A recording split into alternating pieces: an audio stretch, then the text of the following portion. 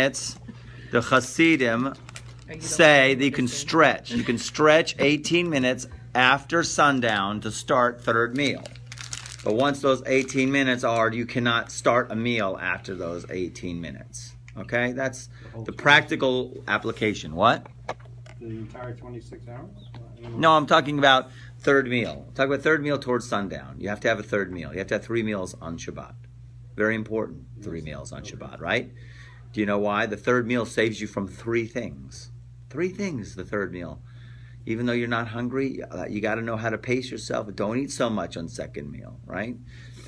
So it saves you from 3 things. It saves you from the fires of Gehenna. It saves you from the birth pangs of the Messiah. Birth pangs of the Messiah. Think about that. Meaning the Messiah, giving birth to the Messiah. Oh, that's one big boy. Okay? So it's like, just push. Okay, so there's birth pangs, okay, of the Messiah, okay? And then there's the war of Gog and Magog, the war to end all wars. Okay, Armageddon, okay? All right, which comes from Har Megiddo, right? It's a mountain called Megiddo, Mount Megiddo, right? Anyways, that's where they get it from. It brings it down in the Tanakh. In any case, having third meal saves you from these 3 things, okay? What a bargain. Have a little bread, and you're saved from fire of Gehenna, birth pangs of the Messiah, and the war of Gog and Magog. That sounds like, well, you know. And then the 4th meal, we know what that saves you from. That saves you from Chibut HaKever. Chibut HaKever is the grave smacking, right? Go and read Yehuda Fataya's book. He goes all into what that wonderful episode is. Rabbi, you say you can't have water after? We should not drink well water. If it's in a jar or a bottle, you're okay.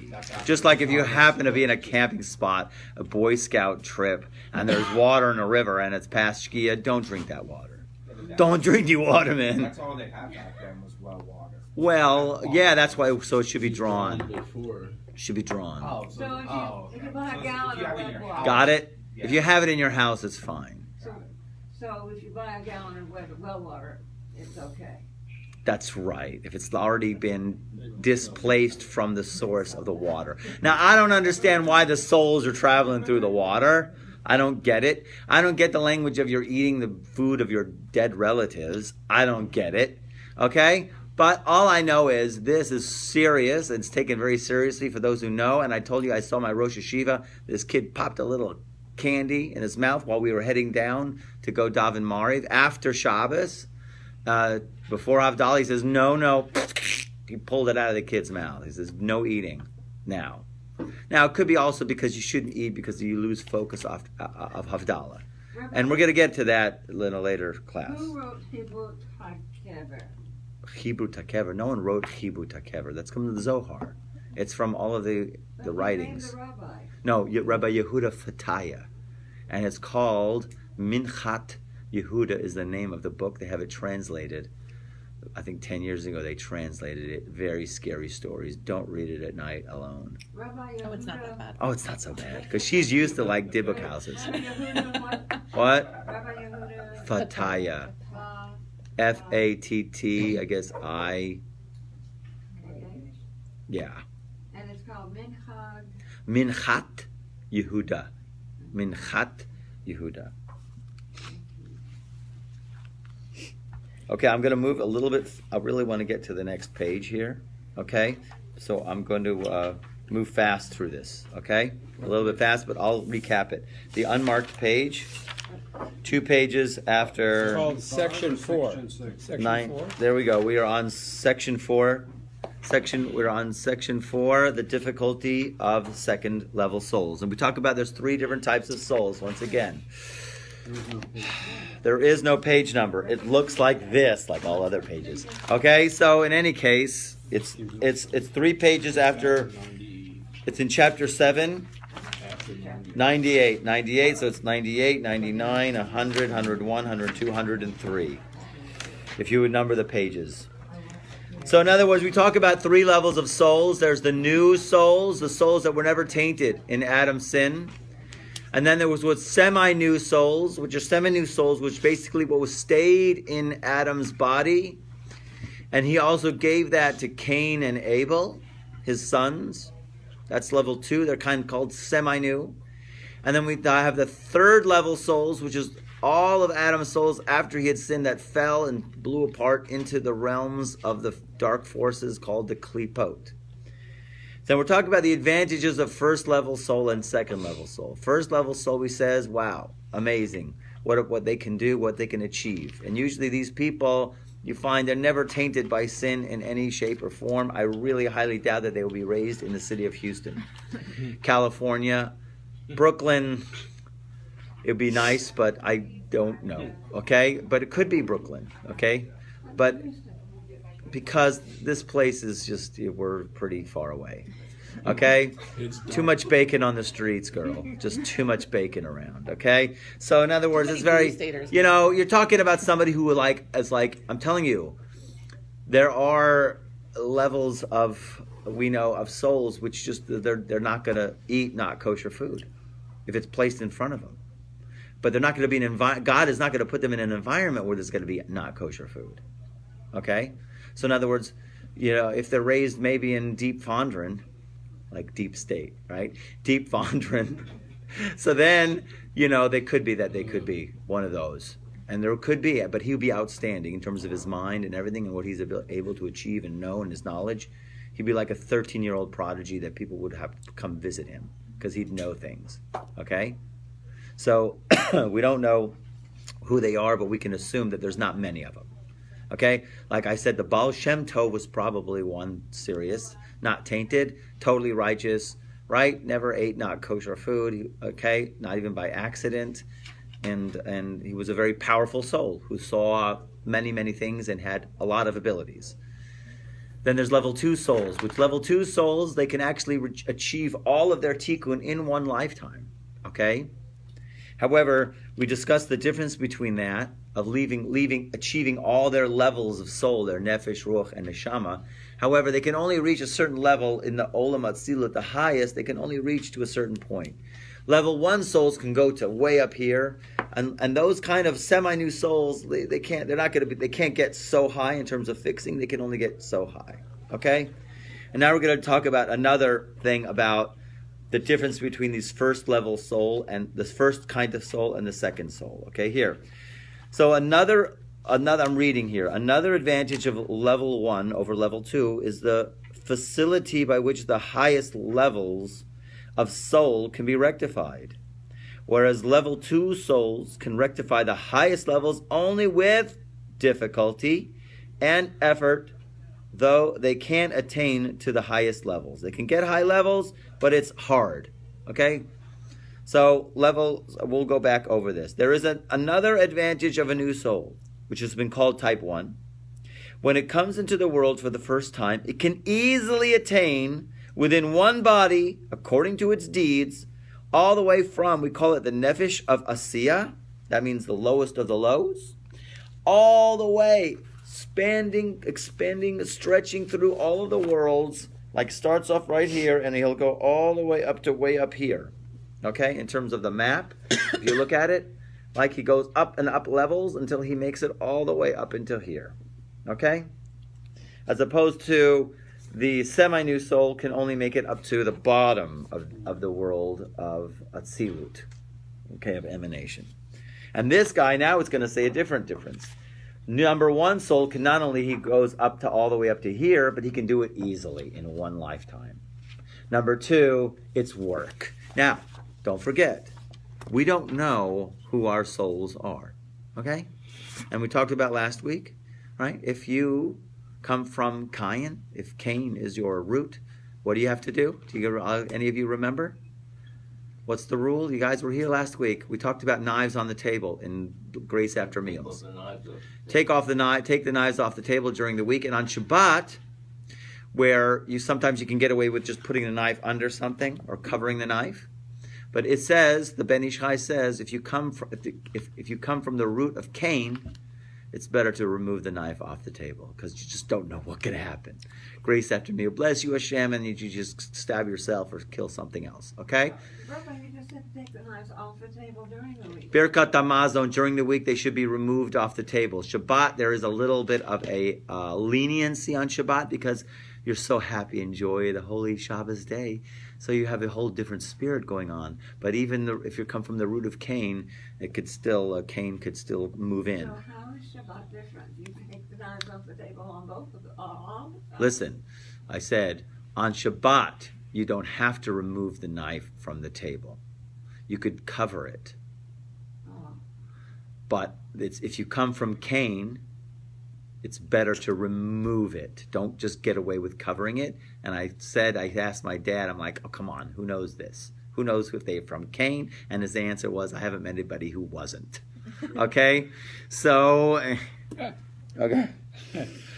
in any case, you don't know who you are, you don't know the root of your soul. So that's why you have to follow all of these extremities. And we're going to get to another practical application here.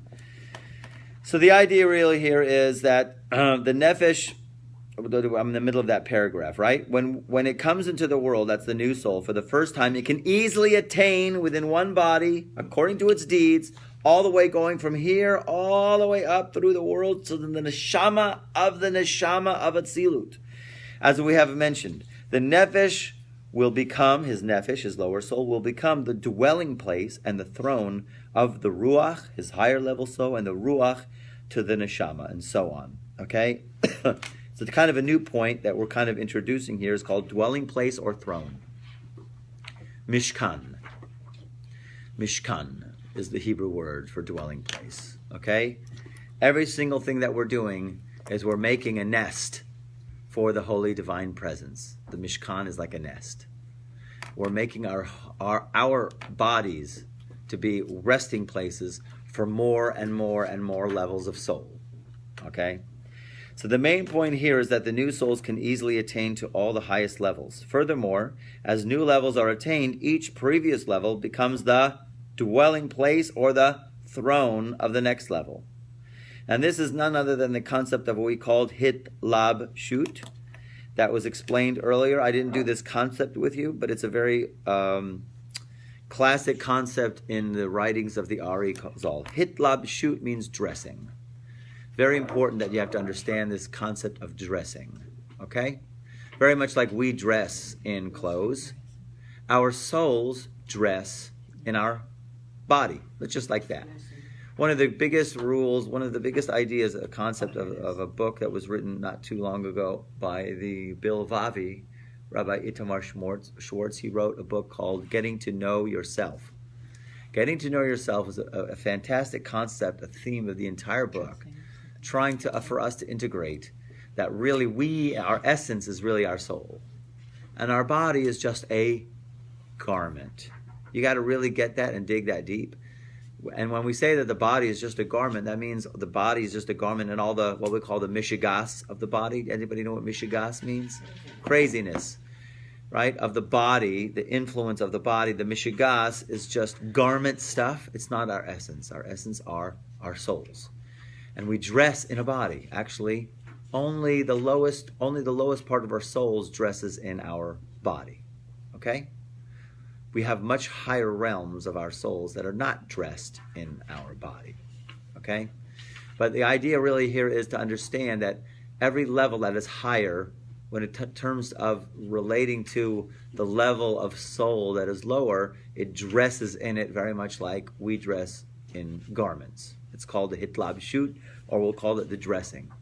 The fascinating thing to understand about that, and this concept is, within the layers is the essence. Okay? In other words, if you just peel off the mask, the outer layers, you have to understand that inside there is the highest essence. It's just dressed, just covered in layers. Okay?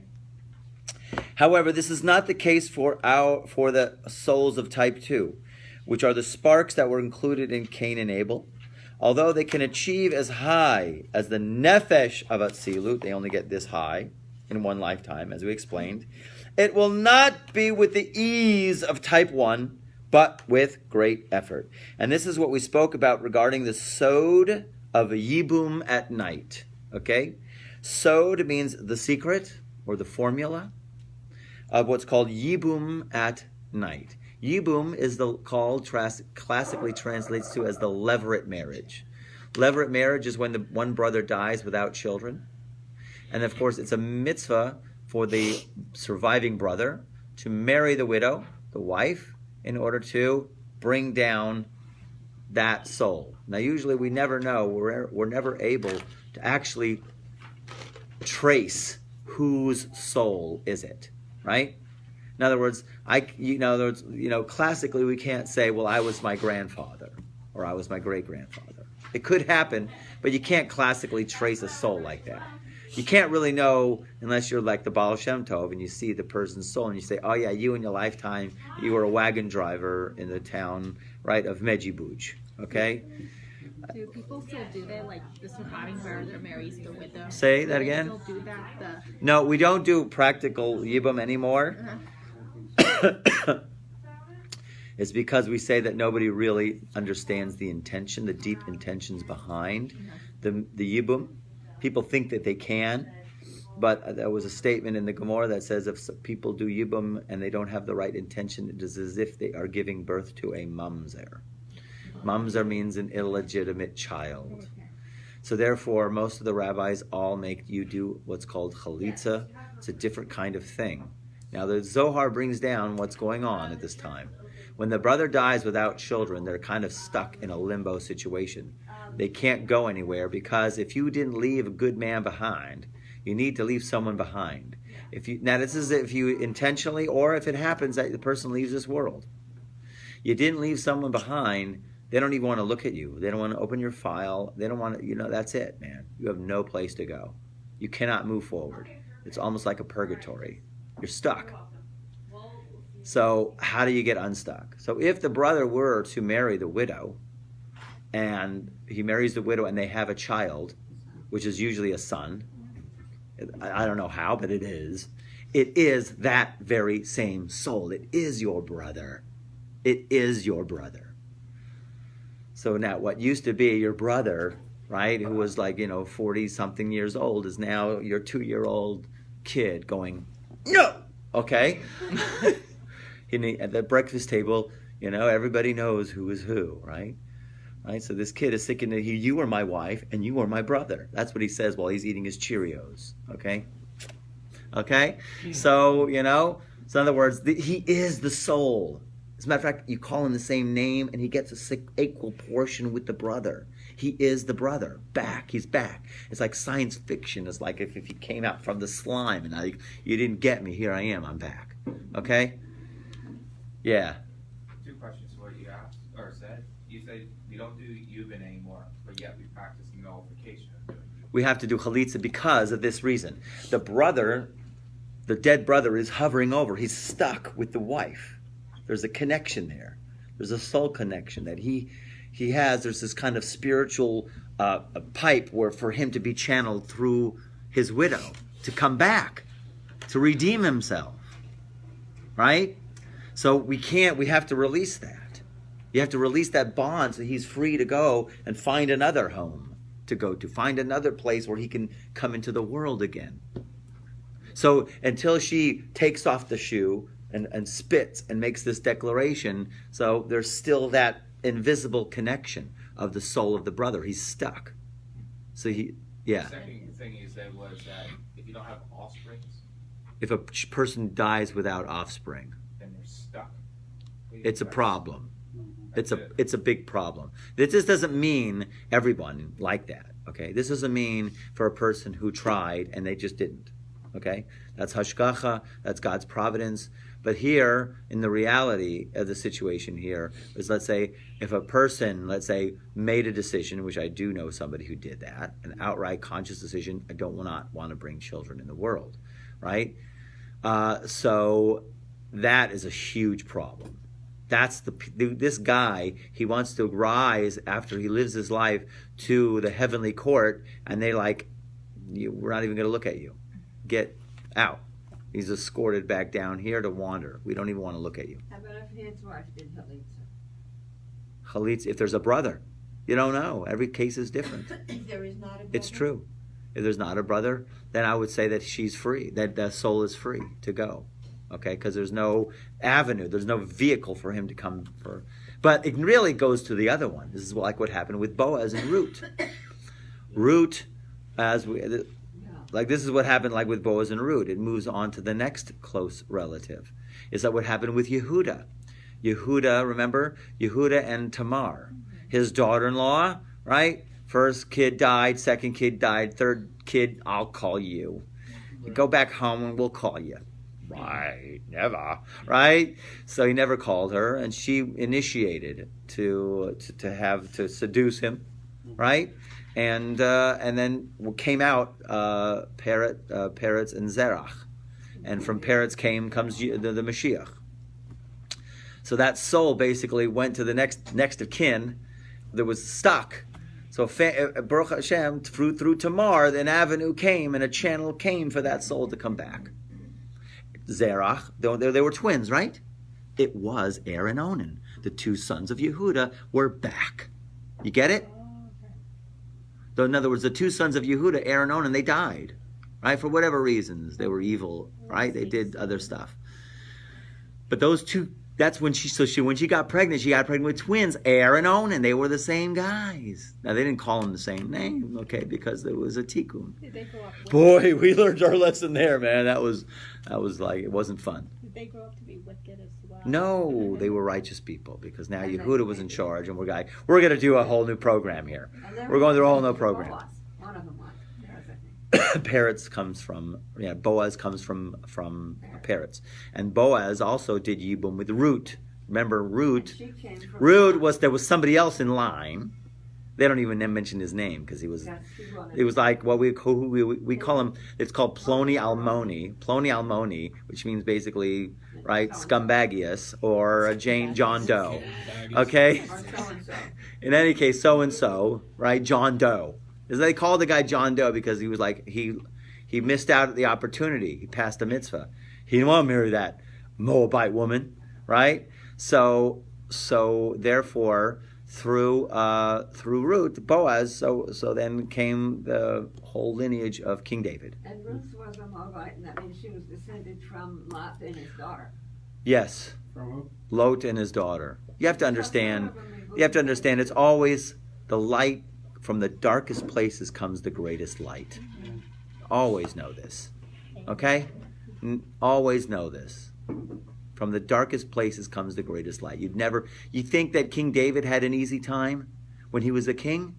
You're going to see later chapters here, the tower floating in the air. It's a later chapter called the tower floating in the air. There were two huge guys, the big advisors, Achitophel and Doeg. They had 400 reasons to disqualify King David as being the ruler. Kind of like what's happening now. Don't you see it? Yeah. Right? And there's CNN interviews 24/7. He's not qualified according to my psychological evaluation. I just looked at his lineage. Do you know who he comes from? He comes from them. The Gentile nation. The Moabites were not supposed to have Moabites. He comes from a Moabite. I'm telling you, we got to take him down. So just like what you see today with the drama, the wonderful soap opera drama we see of like, get this guy. That's all. There were guys after King David constantly to pull him down. All for good reason. Okay? In any case, going back here. Level 2 is work. Now, the Sod of Yibum he's going to explain here. Yibum at night, it's called. New concept. Yibum at night. What is that? We'll explain right now. Except because I told you guys there's a certain verse you have to say at night. It's not. Now the next thing is you can't get away with just saying it. That's going to tell us here. It's not good enough. Okay? Don't forget you don't know who you are. Don't forget you don't know if you did your tikkun today. Did you do your tikkun today? You don't know if you did your tikkun today. You say it every night forever? Forever. And not only that, we got to understand it a little bit deeper. Because now he gives it a new name. That's a Yibum at night. Okay? Because really what you're doing is you're going to make the exchange. You're going to switch. You're going to send your nefesh. Let's assume that today is the day where your nefesh has been fixed. Right? And your nefesh was fixed. Oh, great. Now, you got to do this. And you come from Cain. You come from these second type souls because you really don't know where you come from. So now you got to make sure that you got to go nafshi v'sicha b'layla v'ruchi b'kirbi ashachareka. You got to say that verse with a certain meditation. I'm going to give my nefesh up. It's going to go up to the place where it needs to go, and my ruach is going to come down, and I'm going to be a new mission. I'm going to be on tomorrow morning, a new mission. Okay? So my ruach, my nefesh goes up, hangs out, and the yibum is I'm going to bring down that ruach, the second level soul, to fix it, because it needs to be fixed. Okay? Now we're going to get a little more twist on this. Okay? It's going to go bizarro here a little bit. Okay? In chapter 3, it's not bizarro enough, isn't it? It's like, what is going on here? If you could only make a mini-series out of this. Don't ask me how. In chapter 3, section 8, we learned that a person who completes his nefesh cannot normally receive his ruach in the same lifetime. If his ruach has already been blemished in a previous Gilgul, right? It can't come down into a blemished ruach, that means level 2, cannot come into a fixed nefesh. It just doesn't work. Okay? He will have to die and reincarnate unless the need is great. By meditating on the verse, my nefesh has desired you at night, even with my ruach that is within me, will I seek you. When he goes to sleep at night, he can cause his ruach to descend in place of his nefesh. And this will allow him to rectify the ruach in the same lifetime that the tikkun was completed. One of the points that the Rav will add here is that the ruach, that's level 2, will descend in the morning in place of the nefesh while it is clothed within the nefesh of the ger. That means the nefesh of the convert. And we talked a little bit about the nefesh of the convert. It was very convoluted, hard text. They come down not in a way that normal places. The converts are just, it's just a mystery altogether because they don't go the usual path.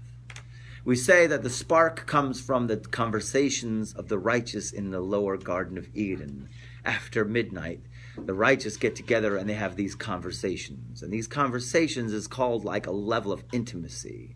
These intimacy give birth to what we call the nefesh of the ger, or the soul of the convert. They go into this world and they are born in the cow fields of Idaho, or the oil fields of Montana, or who knows wherever. And all of a sudden, while they're walking the earth, they get some kind of spark or some kind of inspiration that I can't take this kind of life. It's not for me. And they seek, and they finally find their way to Judaism, and they are just unbelievably set on fire. And they have to be Jewish. And then they have to plow their way. Climb and fight like the most unbelievable battles to their way till they finally can actually be Jewish. Okay? Many, so, and then when they finally become Jewish, they got a Jewish soul, Baruch Hashem, thank God. They leave this world, what happens? Their nefesh goes to the Garden of Eden, what we call the lower Garden of Eden, and then they hang out there. Maybe a little backgammon, I don't know, little cards, maybe there's a roulette wheel, I don't know. Anyways, big casino, I don't know. They're hanging out in the lower Garden of Eden. And so the scene is this. You got to work with me here. Follow me here. The scene is this. Is that while they're hanging out in the lower Garden of Eden, right? So then there's a ruach here. There's a blemished ruach that gets a ding. It gets a memo. It gets a text that says, yo, your nefesh, the nefesh of so-and-so has now been moved to the higher Garden of Eden because it got fixed. You can come now down into the body of Tom Johnson or whoever, okay? And you can now fix. You can now get yourself fixed. In other words, you've been waiting all this for an opportunity. Your opportunity has now risen for you to descend into Joe Ploney, right? Into whoever, Ruvain. Stop. Let me finish because I'm going to lose track. You're going to. He gets the idea. He gets the invitation, the opportunity where he can now go back down and fix himself. This ruach. But he can't go down without being ensconced, dressed in a nefesh. I need a nefesh. Someone's got to give me a nefesh. Hey, is there a nefesh around here? Where's a nefesh? So he's frantically going through the Garden of Eden looking for a nefesh because he needs to borrow a nefesh. I need keys to the car. Anybody got keys? I need keys to the car, quickly. There's a nefesh of a ger hanging out, and he dresses in it, and he goes down into George Applebaum. Okay? Yes. Does the soul of a woman always go back into another woman, or does the soul go into a man as well? See, souls of women don't need to reincarnate. Souls of women don't need to reincarnate. They can, but they don't need to. It's amazing. It's a statement there that we kind of avoid it, but I hope I'm saying it in a right way. The souls of men, what happens is they can come down if they want to come with their husbands to do some more work.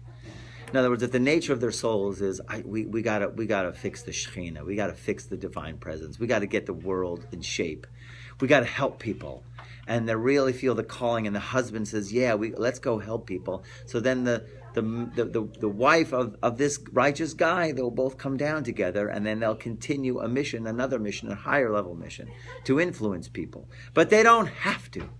Yeah. I have a question. Yeah. The soul of a man comes down as a woman. Does it then? Oh, soul of man can come as a woman. So then does it not need to come back again? Correct. Okay. What a bargain. The question is it easy to be a woman? And the answer is no. You know why? Many reasons, and one of them is we have to deal with the man. We know that, right? Men's problem is the dirt that they came from, ego, pride, and women's problem is who they came from, man. Because women came from man. Yep. Question. So, it's the first I heard that women don't need to reincarnate. It's the first time I'm hearing that. So, does that mean the semi-new souls and the new souls in level 1 and 2 really don't necessarily apply to women? This is a man's deal? It could be that they come as women. It could be that they come as women. Oh, He's asking about the women. I'm talking about the women. The female women- aspect of those souls? No. If a woman doesn't have to reincarnate, they can if Correct. they want, but it's not necessary. Cain and Abel were not women. I've got Right. news for you. I heard about that. So now, but the I know it question might be is- confusing these days. So, but the Can question you imagine is- Cain comes in a new clothes and goes, that's it, I really feel woman today. That's what we Okay. call postmodern. But anyhow, but my question is, do we have a new soul, a semi-new soul, level 1 and level 2 for women as we described it for men? Does that apply to women? Yes, you definitely will have level 1 and level 2 coming into this world in woman form. Now, why don't they have to reincarnate? I don't know. But they will. There definitely is feminine aspects of soul level 1, and there's definitely feminine I aspects of understand soul that. level 2. That they will come into this world as a woman, and they are on that level. Does that answer your question? So it does apply, the semi-new and the new Yes. to women. Yes. Okay. Yes. Absolutely. I heard the woman has to reincarnate as long as the man hasn't made full rectification. Okay, we'll see that in a later chapter. Okay. Second thing I heard, which is kind of interesting, as you mentioned, the men can be born into like women's bodies, women can be born into men's bodies. I don't know about women being born into men's bodies. This maybe sounds stupid. It probably is stupid. But they're saying all this transgenderism, technically, they could be women, but they're not supposed to express that because that's not the point. Their Gosh, point that would be is a nice answer. to be in a I woman's can't, body. I'm not on the level to answer that question. This is what I don't, heard. it's a hard, interesting, that's but- too hard a tikkun. It's too hard a tikkun. Like, so it's inside the man to be a woman, but he can't actually do that because he's not born to really be the woman. You know, I'm sorry. It's a I'm great, just- I have to put listen, it out listen, there. It's stop. interesting. It is an awesome question. If you could just write it down here. I got to meditate on that one because that needs a real serious meditation. Transgenderism. I've got the gay thing down. but I don't have that down. Okay? That's another conversation. It's another hour. It's later. It's another hour. It's off topic. Yes. Do women's souls always? Say it again. So they have nefesh, ruach. Neshama, for Neshama. sure. So do the Just like souls- men. Yeah. So do they? I guess they always accomplish their mission. No, I can't. I don't. You know something? Listen, I haven't read the chapters really deeply on that. So when we get there, we'll know more. Okay? It's just a few more chapters. It's in this book. I read it. and I know it, and yet you're asking questions which are a little bit more intricate, and so I don't have the answer. It makes sense. Your questions make sense. I just don't have the answer. Yeah. My understanding is that souls have no gender. No, souls have a gender. It's a she. How do you like that? My rabbi always referred to the soul as a she. How do you like that? So it could have male aspects in it, a male expression, and it could have female expression. They both have to have two aspects in it. Because if you look at it as the soul part, because of course the male aspect is that giving aspect, and the female is the receiving. There has to be a female aspect of a soul because, don't forget, it has to have what's called a ratzon lekabel, a will to receive. It has to, because otherwise it would zap back into the Ein Sof and become nullified in the infinite light again, and we wouldn't have it anymore. So it has to maintain that feminine aspect, and yet it has to have the masculine aspect because it is godlike in wishing to bestow. So yes, in the soul form of it, you might not look at it as a male female. It's in terms of energies. Okay, ratzon lekabel, ratzon lahashpia. Yes, question.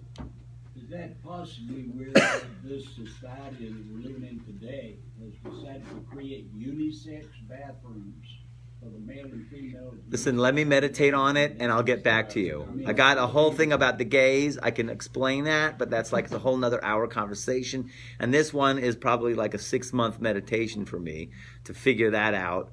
If it's not just like, just crazy, it's just going after. Normally I will say to shoot from the hip. I don't know. You know something? I really don't know enough about it to even say anything. Hashem created a man to be a man. I agree with that, but the issue is you see a predominant thing that's going on in the world. Now, what is it? Is it an absolute sickness? Is it running after pleasures? But it seems like it's not, on the other hand. It seems like they're coming out with this inner feeling, like their soul is wanting to express itself in this way. What is that? Okay? We'll get to it later. Okay? Let's go on. Where am I? Well, one of the points. One of the points that the Rav will add here is that the Ruach will descend in the morning in place of the Nefesh, while it is clothed within the Nefesh of the Ger. Like I told you before, the idea here is the Ruach has got a calling to come down and fix itself. It needs a Nefesh. Because the perfect Nefesh that fixed itself is gone. It went to a different place. Okay? It's hanging out at the Starbucks on 1604 in Blanco. Okay? It cannot descend into a body without being ensconced within a Nefesh, and its own Nefesh has remained above in the supernal well. Therefore, as we shall see, it closed in the Nefesh of the Ger. This is really mysterious because what happens is, if you did this meditation of Nafshi Ivisicha Balayla, and you're going to get your Ruach in the morning, your Ruach is coming with Billy Bob. Okay? That's right. Billy Bob, all of a sudden, you got Billy Bob inside your soul, and he's the Nefesh of the Ger. He was hanging out in the Garden of Eden. So you have a Nefesh whose name used to be Billy Bob. Okay? No, when he converted, he was Yitzchak Schwartz. Okay? So, but it's still the Nefesh of the Ger is within you. That's the novel thing here. It's no longer, it could be someone else. It's within you.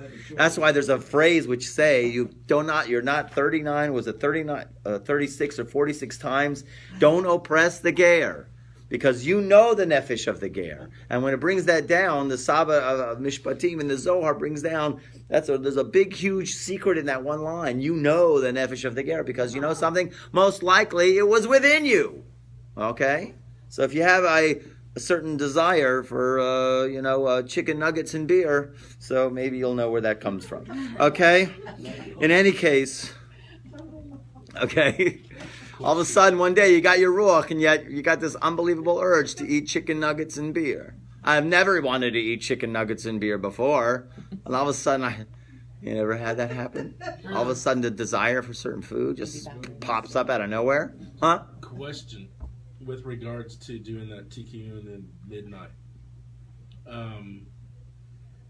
In clothing the Ruach of the Nefesh of a Ger, is it like cycle, like each day a different one goes and like gets? No, I don't think it's like. No, I don't think it's good morning, Ralph. Good morning, Sam. I think he's got the job. He's got the position. He's hired. There's a contract. Or is it just like one ruach comes down and it just hangs out until it gets repaired. No, the ruach is in the lower Garden of Eden. The ruach is in the lower Garden of Eden. It gets a calling to come to the body, its body. George, let's call him George Applebaum.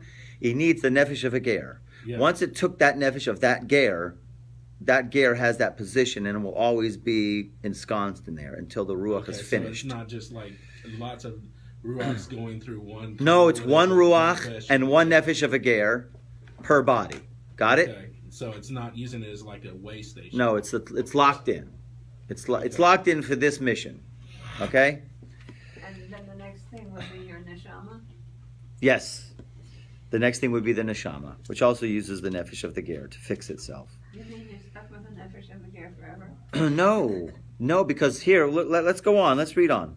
Okay. In addition, the Rav has added here a new nomenclature for this phenomenon, and he calls it the sod of yibum at night. It was also explained there in section 7 that a person who does not succeed in leaving progeny in the world, may be reborn in the sod of yibum. In that case, his first Gilgul, that means his first reincarnation, is considered as if it never happened because he didn't leave anybody behind. Consequently, it will be possible in his second reincarnation to achieve all 3 levels, nefesh, ruach, and neshama, as if it were a first-time reincarnation and not a later one. Since it is possible through meditation at night, upon the verse mentioned above, to attain all 3 levels of nefesh, ruach, and neshama in one reincarnation, just like the case of Yibum. That's why it's called Yibum at night, okay? Because you can get all 3. After a nefesh has completely rectified it, after a nefesh has become completely rectified, it leaves a person at night while he sleeps. In its place, the nefesh of the ger enters him in the morning together with the ruach of the man himself. Normally, the nefesh returns in the morning, or if the person has completed his tikkun, then he dies. In this case, as a result of the special meditation taught by the Rav, the nefesh of a ger imbibes the person in the morning in place of his own nefesh, and his own ruach is ensconced within it. It's a new situation. The ruach will be clothed within the nefesh of the ger until the ruach is completely rectified. At that point, the nefesh, once the ruach becomes fixed, then what happens? Then the nefesh, the original nefesh, will return to the body, and they remain together. The nefesh will be the throne for his own ruach. What happens to the nefesh of the ger? We learned elsewhere that the nefesh of the ger, because it participated in helping that ruach, gets an elevated status. Okay? Because it helped to that ruach to achieve its rectification, it gets an equal status of the ruach itself. So you want to be borrowed. Okay? Quick. Yeah. Suppose a nefesh has progeny in his first incarnation. In his second incarnation, he dies before he has progeny. Yes. So it is. I forgot what I was going to ask. So is that considered as the sort of? It could be. I don't know. That's a good question you're asking. In other words, if in the second lifetime he didn't have kids, Right. What happens then? I think the reason is because he was reincarnated. It was not because he didn't leave someone behind. He had something else to fix. Okay? Right. But even in that lifetime, if he didn't do that, so he didn't fix that part of his soul. So in other words, it was like as if he didn't fix anything. Maybe it was fixed in the first lifetime he had. No, usually the way that we look at reincarnation is whatever was fixed moves on. It doesn't need to come back. Okay? Usually only what comes back is something that needs to be fixed. Okay? Right? So, in other words, only what comes back is a sliver or a part or a piece of something that needs to come back to fix it. Whatever was fixed previously was fixed. But it could be that portion that was not fixed in that second lifetime, right? If it didn't leave kids behind, so it's considered as if it is not fixed. Okay, we'll get to it later. We got to move ahead a little bit here. Okay? If the person merits even more forwards, then his nefesh and ruach will leave him at night, and in the morning his neshama will enter him and remain there until completely rectified. After that time, his nefesh and ruach will re-enter him, and 3 levels will remain together. However, all of this is only with great effort and difficulty. That's the bottom line. And after focusing intently, a person has to really meditate on this line. Okay, it's not enough just to say the verse before you pass out. Okay, you got to get into this. You have to listen. You have to assume. You have to go through a whole thing in your mind. I'm assuming I did whatever I needed to do today. Thank you, God. I really have a pressing need. We need to move forward in terms of fixing the world. I need my ruach. So I'm going to now say this phrase, Nafshi ivisicha balayla. My soul, right, yearns for you at night, right? And therefore you're going to give me my ruach, right, the next day, because I want another mission, okay? So in other words, it's not just saying the phrase, you have to have the understanding of it. And we're going to get to that the next page, okay? So this is the sod. So this is the sod of the verse. If he would take notice of him, then he would gather into himself his ruach and neshama. That's a verse from from Job.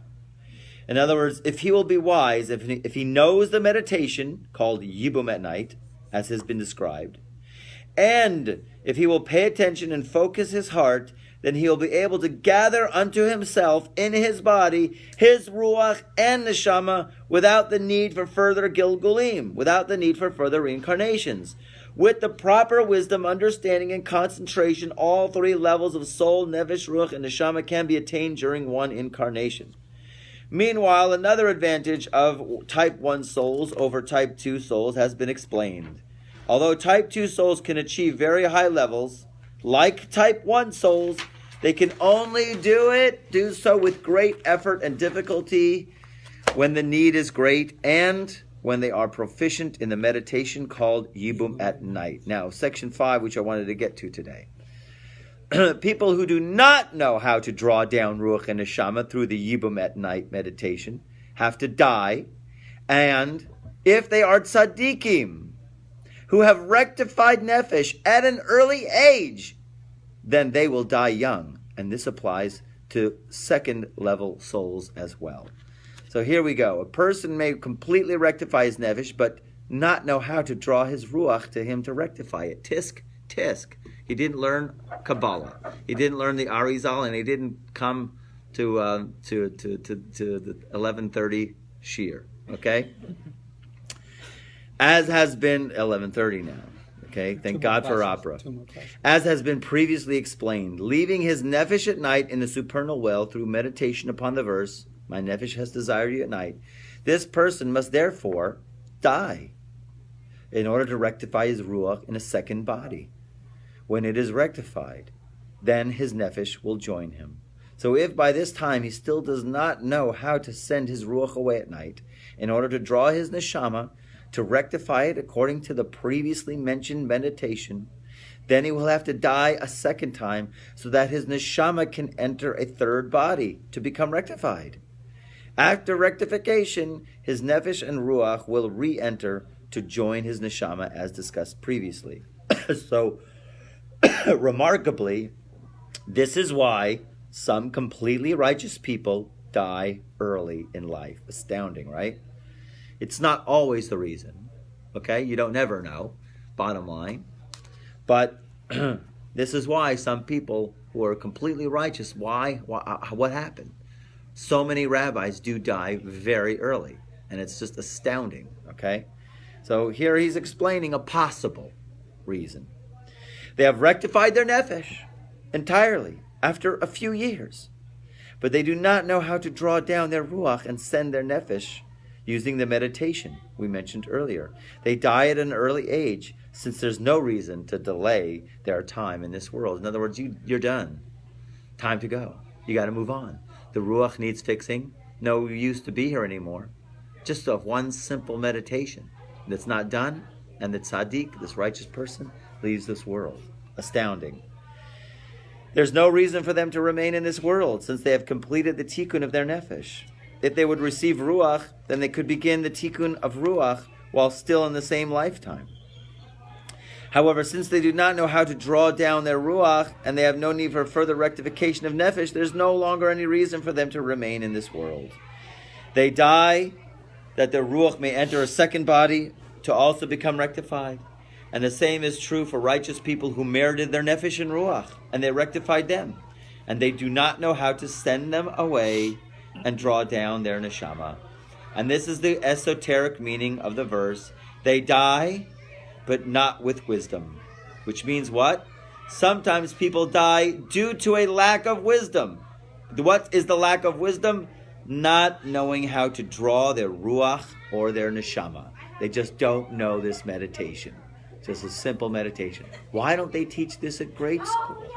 Okay? They should have taught this, Sunday school. Why don't they teach me this at Sunday school?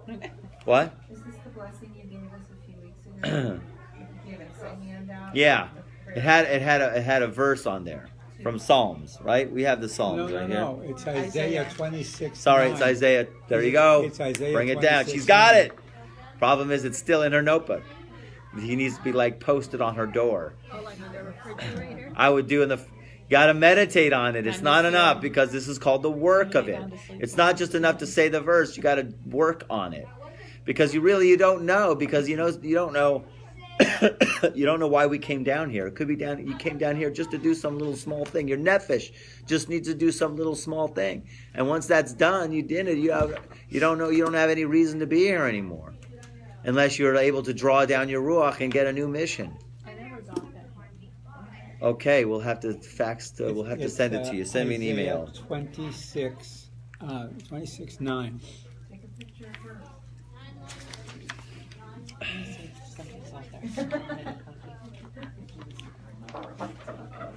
Just go make photocopies. All right, let's go on. Okay? Emoticon. Emojicon. No, nobody's out there. Okay, go skip forward a page to type 7, type 3 souls. So basically what we have here is we know the difference between type 1 and type 2. There's two basic differences. Type 1 could reach the highest place, almost the highest place in the world of Atzilut, and he can get there easy.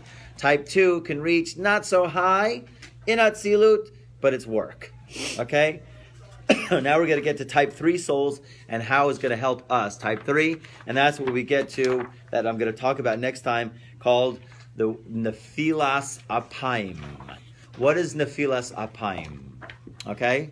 Nephilas Apayim is that there's a certain prayer that we say, the silent prayer, right after we do the silent prayer. That's what's called the putting down of the head. That you'll see if you go to a synagogue, you probably see it at mincha time all the time, and shachris is instantly what happens after the prayer leader goes and repeats the whole silent prayer out loud, bracha, blessing after blessing, till the end. Finally, after that, right, if it's a day where you say what's called tachanun or supplications, everybody sits down and they go like this and they go like this, and they say a certain psalm. Okay? That's the magic moment. And we're going to explore that. We don't have time now, but I'm going to just start here. What is it called? Nephilat Apayim. Now, there's two ways to do Nephilat Apayim.